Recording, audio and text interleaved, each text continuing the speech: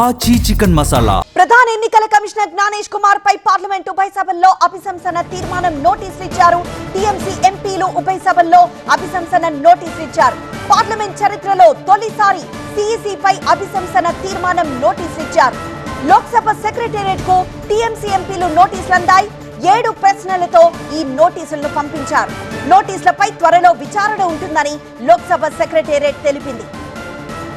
SIR పేరుతో బీజేపీకి జ్ఞానేష్ కుమార్ లబ్ధి చేకూరుస్తున్నారని విపక్షాలు తీవ్ర ఆరోపణలు చేస్తున్నాయి. ఎన్నికలు జరుగుతున్న రాష్ట్రాల్లో విపక్షాల అభ్యంతరాలను పట్టించుకోవడం లేదని మండిపడుతున్నాయి.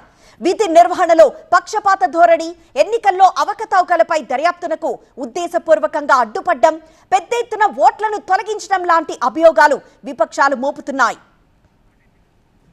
సిఈసి తొలగింపు తీర్మానం ఆమోదం పొందాలంటే ఉభయ సభల్లో మొత్తం సభ్యుల్లో సగం మందికి పైగా ఓటింగ్కు హాజరైన వారిలో 2/3 మంది మద్దతివ్వాలి. ఉభయ సభల్లోనూ ఒకే రోజు నోటీస్ ఇచ్చి వాటిని సభల్లో అనుమతిచ్చే వరకు ఎలాంటి కమిటీ ఏర్పాటు కాదు.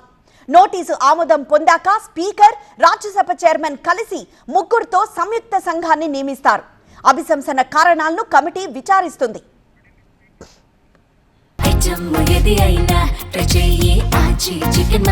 ఆచి చికెన్ మసాలా.